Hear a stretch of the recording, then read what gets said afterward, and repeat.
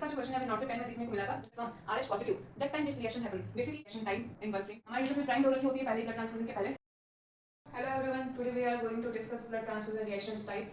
तो ये जो टॉपिक है ये भी नॉट का फेवरेट टॉपिक है। तो चलिए शुरू करते हैं। जो हमारी फर्स्ट ट्रांसफ्यूजन रिएक्शन है दैट्स एलर्जी का एनाफाइलेटिक टाइप रिएक्शन। तो इस टाइप की रिएक्शन जो है ये विद इन सेकंड्स और मिनट में शुरू हो जाएगी। जैसे हमने ब्लड ट्रांसफ्यूजन शुरू किया है उसके तुरंत बाद हमें इस रिएक्शन के साइन एंड सिम्टम देखने को मिलेंगे। मोस्ट कॉमन जो कोज है वो इसका इन्फ्लेमेशन है और इन्फ्लेमेशन से रिलेटेड साइन एंड सिम्टम मिलते हैं और ये type first hyper sensitivity reaction है। तो बेसिकली इसमें क्या है, इन्फ्लेमेशन होने के बाद में जो सिम्टम्स आते हैं जैसे फीवर, अर्टिकेरिया, रैशेस, क्लोराइटिस, और अगर ये ज़्यादा सीवियर हो गई तो उसके कारण उसका ब्लड प्रेशर कम होना, हार्ट रेट ज़्यादा होना, शॉर्टनेस ऑफ ब्रेथ और patient could go into respiratory arrest also. तो हमें ब्लड ट्रांसफ्यूजन स्टार्ट करते ही विदिन सेकंड्स में पेशेंट्स के वाइटल्स मॉनिटर करने हैं और उनसे शॉर्टनेस ऑफ ब्रेथ ऐसे सिम्टम्स को एनालाइज करना है। बेसिकली ये क्या है कि जो कॉमन होते हैं उन इंडिविजुअल में जिसमें आईजीई एंटीबॉडी जो रहती है वो डेफिशिएंट रहती है, तो उन इंडिविजुअल में भी ये टाइप फर्स्ट एनाफाइलेटिक रिएक्शन देखने को मिलती है। Second, we are going to start on acute hemolytic blood transfusion reaction. Basically जो इसका मोस्ट कॉमन कॉज है दैट इज एबीओ इनकॉम्पेटिबिलिटी, यानी और डोनर है उन दोनों के जो ब्लड ग्रुप है एबीओ में उनमें इनकॉम्पेटिबिलिटी हुई है, जिसके कारण हमें क्या acute haemolytic blood transfusion reaction देखने को मिला है। ये जो रहता है during blood transfusion to within 24 आवर्स हमें इसका जो ड्यूरेशन है वो देखने को मिलता है, यानी ब्लड ट्रांसफ्यूजन शुरू होने के 24 आवर के अंदर अंदर हमें ये ट्रांसफ्यूजन रिएक्शंस देखने को मिल जाएगी। सेकेंड है कि इसमें क्या होता है कि recipient preformed antibody attacks the transfused RBC. जो डोनर की जो आरबीसी होती है वो जैसे ही रेसिपिएंट के अंदर जाएगी, जो रेसिपिएंट की जो एंटीबॉडी रहेगी वो उस पर अटैक करने लग जाएगी, और वो क्योंकि एबीओ ब्लड ग्रुप मिसमैच होने के कारण हुआ है तो ये हमें रिएक्शन देखने को मिलेगी। और इसमें हीमोलाइसिस होगा और हीमोलाइसिस के कारण मैसिव ब्लड डिस्ट्रक्शन हुआ है, उसमें हीमोलाइसिस हुआ है। इसके कारण क्या है कि बिलिरुबिन इंक्रीज होना, जॉन्डिस, रेड यूरिन ऐसे सिम्टम्स देखने को मिलेंगे। उसके अलावा जो साइनस सिम्टम है वो फीवर, ब्लड प्रेशर कम होना, हार्ट रेट ज़्यादा होना, रेस्पिरेटरी ज़्यादा, एक है जैसे सिम्टम्स देखने को मिलते हैं। That is acute haemolytic blood transfusion reaction. So our third blood transfusion reaction is delayed blood transfusion reaction.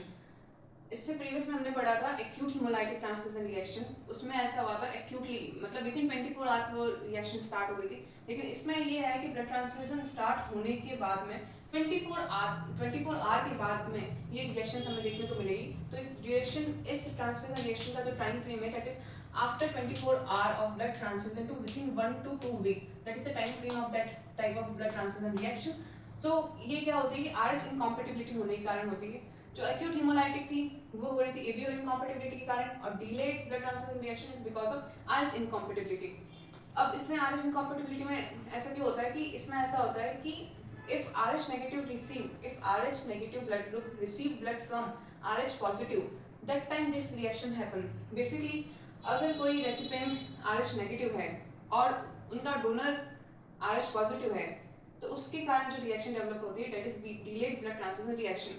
That means RH positive blood group can receive blood from both RH negative and from RH positive, जबकि RH negative will receive blood from RH negative only.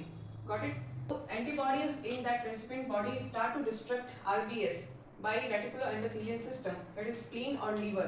इन ये दोनों function करके क्या हो गए, donor की जो RBC होगी, डोनर की जो आरबीसी उसको डिस्ट्रक्ट करते हैं और उसके कारण हमारा जो हेमोलाइसिस होता है वो एक्स्ट्रा वेस्कुलर टाइप का हो जाता है। तो डिलेड ब्लड ट्रांसफ्यूजन रिएक्शन में एक्स्ट्रा वेस्कुलर हेमोलाइसिस होता है। और that now our fourth blood transfusion reaction that is febrile non haemolytic blood transfusion reaction.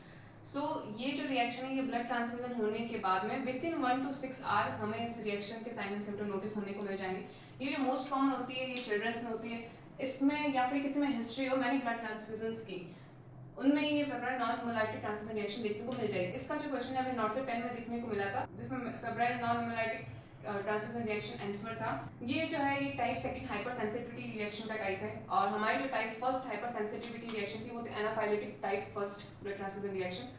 अब इसमें क्या जो रेसिपिएंट की एंटीबॉडी होती है वो डोनर की डब्ल्यूबीसी पर एक एचएलए एंटीजन लगा होता है, उस पर अटैक करेगी। उस पर अटैक करने के कारण बॉडी में साइटोकाइंस रिलीज होते हैं, उन साइटोकाइंस के कारण जो है इंडिविजुअल में इम्यून रिस्पॉन्स एक्सैगरेट हो जाएगा, जिसके कारण ये ट्रांसफ्यूजन रिएक्शन के साइन एंड सिम्टम देखने को मिलते हैं, that is fever, chills, headache, flushing. इसका प्रिवेंशन हम कैसे कर सकते हैं कि जो डोनर ब्लड ट्रांसफ्यूज कर रहा है उसमें से हम डब्ल्यूबीसीज को निकाल दें, यानी ल्यूको रिडक्शन। तो leuco reduction is a method of prevention of febrile non-hemolytic blood transfusion reaction. Got that? Next we are going to start our fifth reaction, that is transfusion related acute lung injury.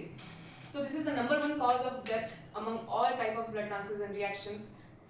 Basically start within minutes to 6 hour. इसका ये जो time frame है minutes to 6 hour के अंदर ये start हो जाएगी, हमें देखने को मिल जाएगी इसके साइन एंड सिम्पटम। इसमें क्या होगा, नॉन कार्डियोजेनिक पल्मोनरी एडिमा, जिसके कारण patient will go into respiratory distress. अब हम जानते हैं कि ये नॉन कार्डियोजेनिक क्यों हो रहा है, तो step we are going to discuss. या रेसिपिएंट में ब्लड ट्रांसफ्यूजन से पहले ऑलरेडी न्यूट्रोफिल प्राइम्ड रहती है।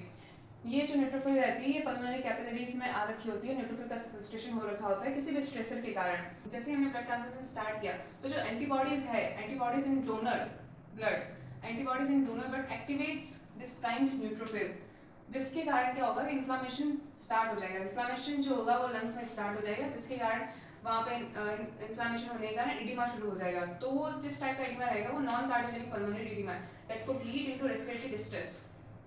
हमारी न्यूट्रोफिल प्राइम्ड हो रखी होती है पहले ही ब्लड ट्रांसफ्यूजन के पहले, और जैसे हमने ब्लड ट्रांसफ्यूजन किया ये जो न्यूट्रोफिल प्राइम्ड रहती है वो एक्टिवेट हो जाती है एंटीबॉडी के कांटेक्ट में आने से, एंटीबॉडी जो डोनर ब्लड में रहती है उसके कांटेक्ट में आने से, जिसके कारण लंग्स में इन्फ्लेमेशन होता है और that could lead into non cardiogenic pulmonary oedema that further increase into respiratory distress, that further leads respiratory distress. I hope it's clear. Last type of blood transfusion reaction, that is TACO, transfusion associated circulatory overload. इसमें क्या होगा कि cardiogenic type का pulmonary oedema रहेगा। Basically जो हमने blood transfusion किया it could be massive और multiple times that can lead volume overload in patients और इन रेसिपिएंट बॉडी, इसी कारण इसको बोलते हैं कार्डियोजेनिक पल्मोनरी एडिमा। सो इसका मैनेजमेंट बेसिकली ये है कि डायूरेटिक्स देना है ताकि जो वॉल्यूम है वो डिक्रीज हो जाए बॉडी में से, और O2 for pulmonary to relieve pulmonary distress we can start O2 therapy. So let's quickly recap this blood transfusion reaction time in one frame. First one is anaphylatic. तो anaphylatic में हमने देखा कि within seconds to minute में start हो जाएगी। Type 1 hypersensitivity reaction है, common with individual in IgA deficiency. So ये इसके 3 characteristics है। Next is acute hemolytic blood transfusion reaction, ABO incompatibility के कारण होता है। Within 24 hours the reaction will start. The massive hemoglobin destruction could lead increased bilirubin, red urine, the sign and symptom we have seen earlier. Next is delayed hemolytic blood transfusion reaction, 24 hour to 1 to 2 week. This is the time frame of delayed hemolytic blood transfusion reaction. Because of RH incompatibility, it could lead extravascular hemolysis. This is the 3 major point of delayed hemolytic blood transfusion reaction. Next type of blood transfusion reaction is febrile non-hemolytic blood transfusion reaction. इसका time frame है within 1 to 6 our, यानी blood transfusion start होने के 1 to 6 hour के अंदर ही start हो जाएगी। This is the type 2 hypersensitivity reaction, most common in children or history of many blood transfusion reaction in any individual. Basically we could prevent this type of blood transfusion reaction by reduction, क्योंकि इसमें ऐसा होता है जो donor की WBC पर HLA antigen होता है उस पर रेसिपिएंट की एंटीबॉडी अटैक करती है। जैसे ही डोनर का ब्लड ट्रांसफ्यूज हुआ रेसिपिएंट के अंदर, तो रेसिपिएंट की जो एंटीबॉडी होगी वो डोनर के ब्लड के अंदर जो WBC रहती है उस पर एक एंटीजन होता है HLA, उस पर अटैक करेगी, जिसके कारण बॉडी में febrile non haemolytic blood transfusion reaction start हो जाएगी। तब इसका नाम नॉन हेमोलाइटिक है, बिकॉज इसमें RBC डिस्ट्रक्शन नहीं हो रहा, इसमें WBC पर अटैक हो रहा है। So we could prevent this by leucoreduction. और ये क्वेश्चन जो था नॉट से 10 में पूछा गया था। Next is drug, that is transfusion related acute lung injury. ये जो रहेगा within minutes to 6 hour के अंदर स्टार्ट हो जाएगा। This is the time frame. This is non-cardiogenic pulmonary edema. This is the number one cause of death among all transfusion reaction. Next is TACO, that is transfusion associated circulatory overload. इसमें the name itself suggests transfusion associated, और क्या circulatory overload मतलब transfusion ज़्यादा हुआ जिसके कारण body में circulatory overload हो गया। ओवरलोड होने के कारण हमारा हार्ट फेलियर हो गया, और हार्ट फेलियर में भी मोस्ट कॉमन जो लेफ्ट हार्ट फेलियर है वो लेफ्ट वेंट्रिकल से ब्लड को पंप नहीं कर पाए, इसके कारण blood will backflow into pulmonary area that could lead cardiogenic pulmonary edema. So this is for all blood transfusion reaction types video. I hope you like it. So thank you for watching.